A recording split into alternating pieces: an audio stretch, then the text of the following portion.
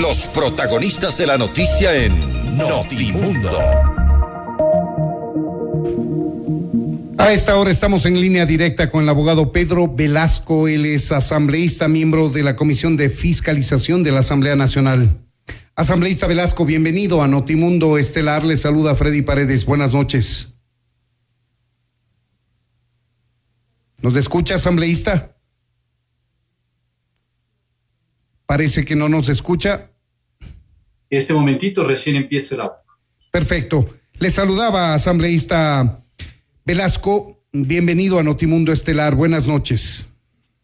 Buenas noches. Muchas gracias, Freddy. Siempre a las órdenes. Gracias por su tiempo. Cuéntenos, finalmente la Comisión de Fiscalización de la Asamblea recomendó, aún con asambleístas que se abstuvieron, el juicio político al defensor del pueblo, Freddy Carrión.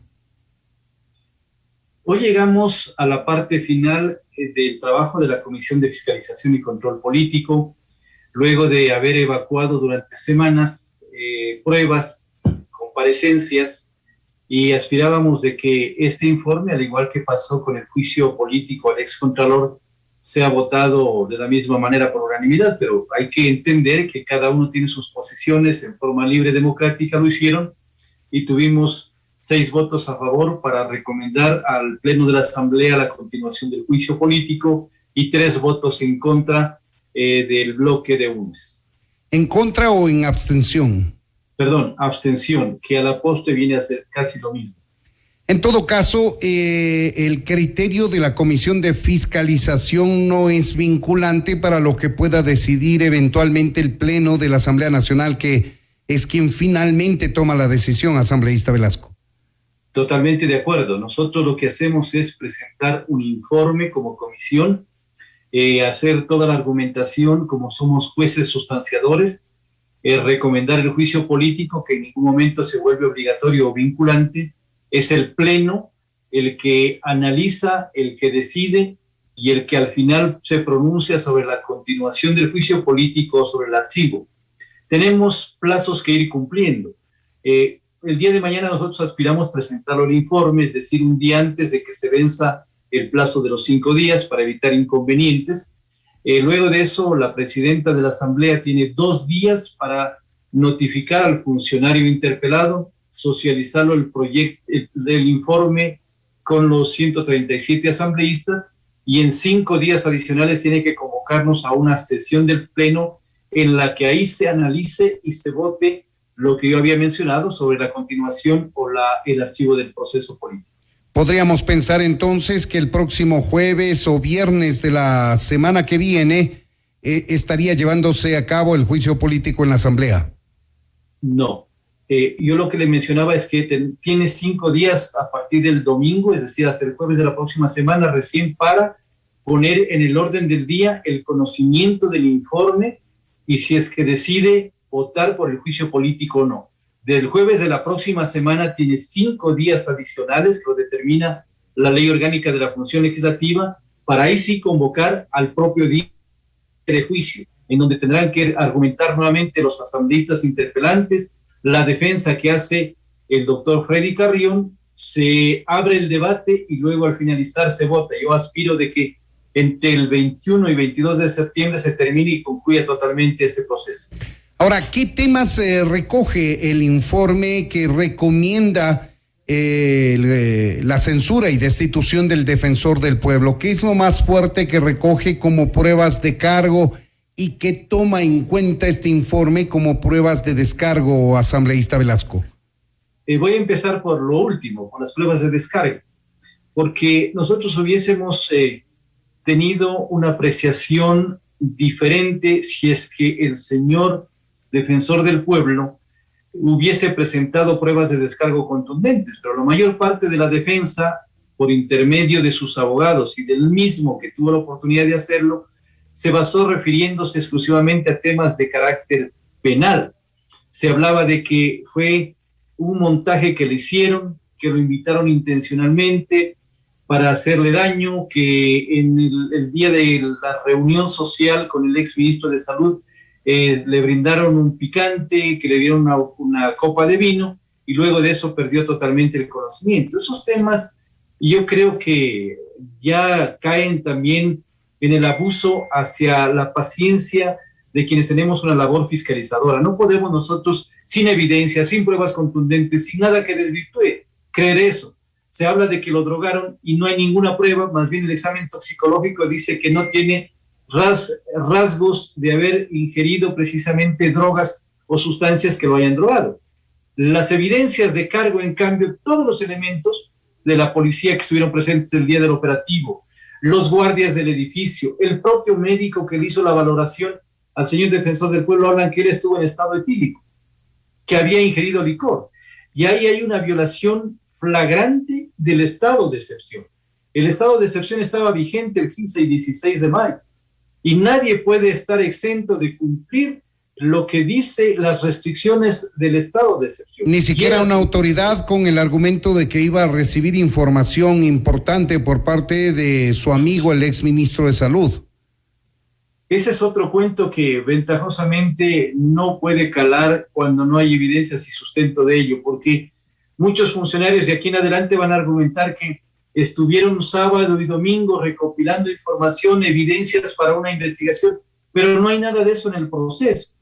Nos pretendieron vender esa idea, pero con las evidencias tangibles de las comparecencias, de las pruebas documentales, nos dicen todo lo contrario. Él asistió a una reunión social en estado de excepción, violó el toque de queda que estaba vigente, estaba utilizando vehículos y bienes del Estado, no en asuntos oficiales, sino en asuntos particulares. Por lo tanto, todos estos elementos implican que se reúnen y se conjugan en incumplimiento de funciones. Eso es lo que nosotros hemos analizado y ahí están los argumentos de fondo. No hemos topado para nada, y eso debe quedar claro a la ciudadanía, el tema del juicio penal. No hemos hablado para nada. No son competentes tampoco. No somos competentes, y usted tiene toda la razón, Freddy. La ciudadanía sabe por qué se nos quería llevar a ese campo. Y nosotros sabemos cuál es nuestra línea, hasta dónde podemos llegar y no podemos invadir por el respeto, la autonomía y la independencia de funciones. Ahora, ¿cuánto pesó el hecho de que se haya negado finalmente a presentar o a comparecer a la Comisión de Fiscalización el exministro de Salud, Mauro Falconi, argumentando que es testigo protegido de la Fiscalía? Digo argumentando porque aun cuando tenga esa calidad de testigo protegido, puede hacerlo vía telemática, vía remota, su comparecencia y esclarecer aún más esto que está investigando ahora mismo la Asamblea. Hizo llegar una carta en la que explica los hechos suscitados el 15 y 16 de mayo del año en curso, en donde contiene información que le incrimina y le responsabiliza al defensor del pueblo sobre los hechos que han sido denunciados. Hay que entender también un hecho adicional, de que nuestra ley garantiza y protege un derecho fundamental que es a no ser revictimizado. La pareja del exministro de Salud es la que sufrió una supuesta agresión que será investigada y juzgada en los temas jurisdiccionales, y por lo tanto él también se considera protegido en eso. Pero también nos deja otras dudas que nosotros estamos recomendando en el informe que tienen que pasar para inmediatamente se abran otros expedientes de investigación. No se dice nada y no se ha aclarado el tema del dinero que se encontraba en el departamento en el que vivía o vive el exministro de Salud, el doctor Falconi. No se habla precisamente el por qué fue la reunión en ese departamento. Y otros aspectos, cómo fue la utilización del señor defensor del pueblo, de su sello que no puede utilizarlo, su firma electrónica no la puede utilizar nadie más, sino solamente él, y estaba ya él recluido en la cárcel número 4. Autorizó a los abogados, dijo que ha autorizado a los abogados y a la esposa para que lo hagan, y eso no puede ser. Sabe que el tema es personalísimo, pues esos temas también tienen que aclararse, y por lo tanto se está recomendando en el informe, cuando así lo decida la Asamblea y lo apruebe, de que pasen procesos de investigación a la Fiscalía. Ahora, asambleísta, por más que se hayan recogido estas pruebas de cargo y de alguna manera no se hayan aceptado las pruebas de descargo por falta de la contundencia que deben tener para ello, digo, por más que aparentemente esté clara la responsabilidad política del defensor del pueblo para algunos de los miembros de la Comisión de Fiscalización, la denominada dictadura del voto es la que va a resolver en el Pleno de la Asamblea Nacional. ¿Cómo mira usted cómo van a estar los votos orientados en favor y en contra del defensor del pueblo, Freddy Carrión? Mi estimado Freddy, ¿qué es lo que le puedo decir sobre el tema? En la Asamblea todo se resuelve por votos. Usted sabe más que nadie, todo es por votos. Cada uno de los sectores políticos de la Asamblea tiene que hacer un análisis serio, mesurado, objetivo, inclinar su voto cuando considere que está consciente de que se ha demostrado responsabilidad, o abstenerse, no votar en contra si considera que no se lo ha hecho en forma contundente. Y así es que el tema de la democracia se canaliza a través de votos. El tema de cómo se van a orientar esa votación al interior de la Asamblea es un poco adelantar lo que puede pasar, pero solamente le voy a hacer una reflexión para que la ciudadanía vaya ubicándose. ¿Quiénes son los asambleístas que están siguiendo el proceso de interpelación? Es la asambleísta Yesenia Guamaní de las filas de Izquierda Democrática. Es el asambleísta Ricardo Vanegas, él pertenece a las filas de Pachacuti.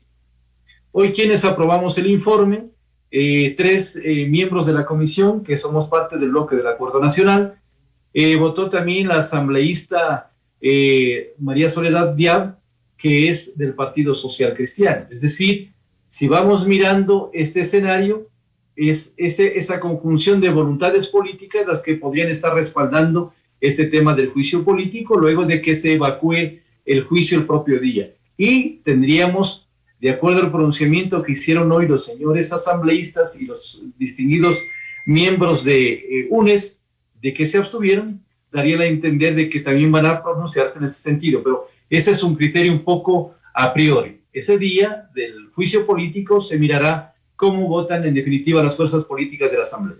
Según su análisis, podemos colegir que quedaría fuera de un voto afirmativo por la censura y destitución únicamente el bloque de UNES, probablemente. Probablemente puede darse eso. No puedo yo interpretar lo que vaya a pasar ese día, pero las evidencias hasta aquí nos están diciendo cómo es el pronunciamiento de los diferentes sectores que forman parte de las bancadas de la Asamblea Nacional. ¿Y cuál es el argumento de los asambleístas correístas para abstenerse en la votación de este informe que recomienda el juicio político? Y ya veremos mañana más tarde, cuando la Asamblea analice el tema, cómo votan. Pero ¿cuál es el argumento para, de alguna manera, no votar afirmativamente por este juicio político en contra del defensor del pueblo? Yo me quedé sorprendido de varios de los argumentos que hicieron los distinguidos colegas asambleístas de UNES. Se habla de que se está violentando el derecho o el principio de presunción de inocencia. Primero, se menciona de que no hay una sentencia que lo haya declarado culpable. Pero no tiene nada que ver lo uno con lo otro. El uno es un andarivel estrictamente penal, jurisdiccional, y esto es de control político. De acuerdo, y así mismo lo hemos argumentado nosotros. El uno es el campo jurisdiccional, allá se garantiza el derecho al debido proceso, la defensa, como lo garantizamos nosotros, principio de presunción de inocencia, y el tema penal. Acá es juicio político, que nos faculta la propia Constitución de la República, el artículo 131. El otro argumento que se menciona es de que tienen duda todavía de los hechos que sucedieron ese día, porque más se están inclinando a creer de que en realidad fue tendida una trampa, de que el exministro se complotó con alguien para llevarlo ahí y hacerle caer en ese proceso. Yo de lo que miré y los argumentos que tienen es de que hay una especie de sombrilla de paraguas para el defensor del pueblo, porque él supuestamente, el otro argumento que se evidenció durante el transcurso de las pruebas es de que fue el único que fue en contra del expresidente Lenín Moreno. ¿Por qué? Porque le presentaron un juicio por lesa humanidad, un delito de lesa humanidad. Pero esos son argumentos que nada tienen que ver acá. Nosotros no podemos entrar a ese campo de la subjetividad. Solamente tenemos que ser objetivos en lo que pasó el 15 y 16 de mayo y en el incumplimiento de funciones. Pero más o menos esos son los argumentos que se los ha mencionado. Pues bien, vamos a tener que esperar hacia el 21, 22 de septiembre que probablemente la presidenta de la Asamblea ponga en el orden del día el juicio político al defensor del pueblo, Freddy Carrión. Queremos agradecer al abogado Pedro Velasco, él es asambleísta, miembro de la Comisión de Fiscalización que emitió precisamente hoy el informe recomendando el enjuiciamiento político del defensor del pueblo. Asambleísta Velasco, muchas gracias por habernos atendido. A usted, Freddy, muchas gracias. Saludos cordiales. Buenas noches. Esto es Notimundo, amigos, siempre bien informados.